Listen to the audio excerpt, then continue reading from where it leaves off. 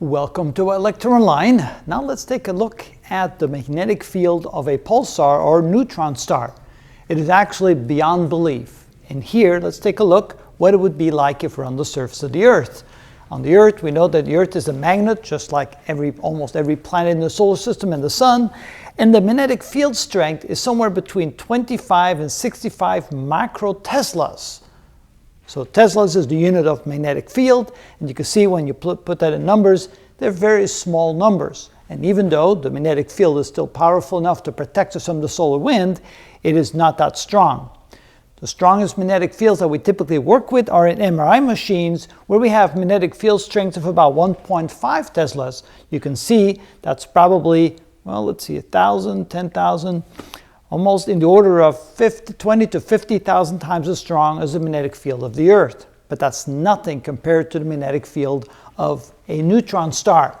A neutron star has a very, very powerful magnetic field. It causes very strong beams of radiation to be emitted along the line of the magnetic field in both directions, up and down. Notice that it's along the axis of the magnetic field, not along the axis of the rotation. And so that beam then rotates around, and if that beam happens to come into the line of sight between the neutron star and the Earth, we see the flashes of light, and we see it as a pulsar. Typically, neutron stars have magnetic field strengths of about 10 to the 4th to 10 to the 11 teslas. Now, 10 to 11 are very rare kind of super strong magnetic fields that we don't see very often. Typically, they're more in the range of 10 to the 4, 10 to the 6, 10 to the 7 teslas. But yet, that still is about 1 trillion times as strong as the magnetic field of the Earth. So these are very, very powerful magnetic fields. And to get a feel for how powerful, how much energy is contained in the fields, I want to do a quick calculation to calculate how much energy is contained within 1 cubic centimeter of that magnetic field just above the surface of a neutron star. So if we take the magnetic field strength to be 10 to the 6 teslas, that would be about 1,000,000 teslas, which is 1,000,000 times as powerful as inside an MRI machine. The energy calculated is the magnetic field strength squared times the volume divided by 2 times mu sub naught. Mu sub naught is the permittivity of free space. Did I get that right? Permittivity or permeability? I always get those two confused. Don't look at me. Permeability.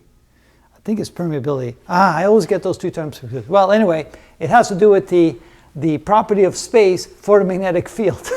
And I'll have to look it up again to try and figure out what the difference is.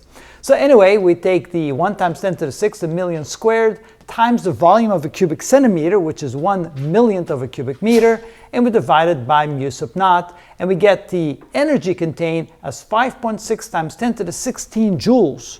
Wow, 10 to the 12th is trillion, 10 to the 15th is thousands of trillion, so that's 56,000 trillion joules contained within a single cubic centimeter. How does that compare to the energy we get from a powerful nuclear power plant if it produces energy for an entire year? Well, a nuclear power plant can produce about 2 times 10 to the 9th, which is 2 gigajoules per second, or 2 gigawatts.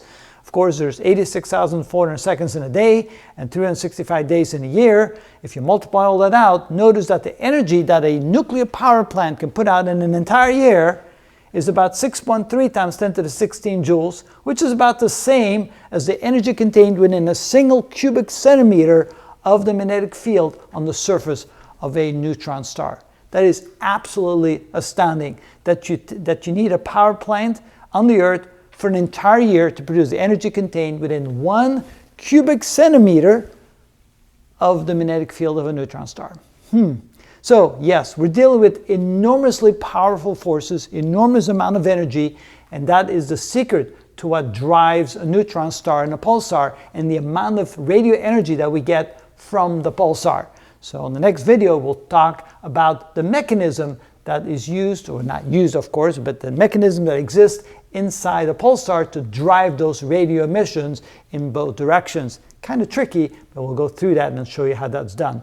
But anyway, if you had any idea of any concern, or I wouldn't say concern because it won't keep you awake, but if you had, for example, any curiosity in understanding the strength of the magnetic field, there's a really good example to compare it to something we can associate with. It's absolutely astounding, those neutron stars. Anyway, that's kind of an overview of the magnetic field of a neutron star. Permeability. It's permeability. Thank you. I always get those two confused. Appreciate it. Which one did you guess? I think I guessed permeability, but I don't remember. I think it's permeability. No, permittivity is associated with electric field, permeability associated with the magnetic field. Thank you.